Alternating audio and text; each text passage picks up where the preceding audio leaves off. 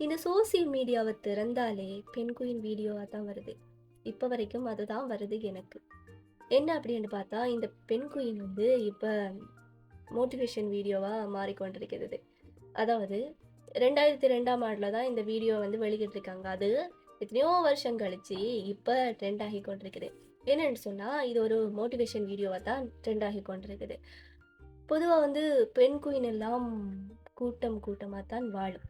ஆனா, அதிலிருந்து ஒரு பெண் குயின் தனிச்சு போய், ஒரு மலை உச்சிக்கு போறதுக்கு வந்து ட்ரை பண்ணிட்டு இருக்குது. இத பார்த்து அவங்க வந்து திரும்பவும் அந்த பெண் குயின கொண்டு வந்து விட்டுருக்காங்க. ஆனா, அந்த பெண் குயின் அந்த கூட்டத்தோட இருக்காம, தனிச்சு தான் அந்த மலை உச்சிக்கு போக ட்ரை பண்ணுது.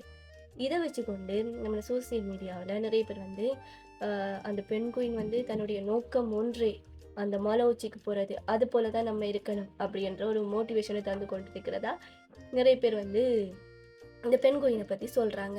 இருந்தாலும் இந்த பெண் குயினுக்கு வந்து ஏதோ பிரச்சனை, மண்டை குழம்பி போயிடுச்சு அப்படின்னுலாம் சொல்லி நிறைய பேர் வந்து கருத்துக்கள தெரிவிச்சு வராங்க. இருந்தாலும் இந்த பெண் குயின் அ அதோட நோக்கம் ஒன்றே ஒன்று அந்த மலை உச்சிக்கு போறது. நமக்கும் அப்படித்தான் இருக்கணும். எனக்கும் அது பிடிச்சிருந்துச்சு. ஆனா இருந்தாலும் நம்ம அந்த நோக்கம் அதுக்கு ஒரே நோக்கம் இருந்திருக்கு. ஆனா நமக்கு பல நோக்கம் இருக்கிறதால எதுக்கு போறேன்னு தெரியாது.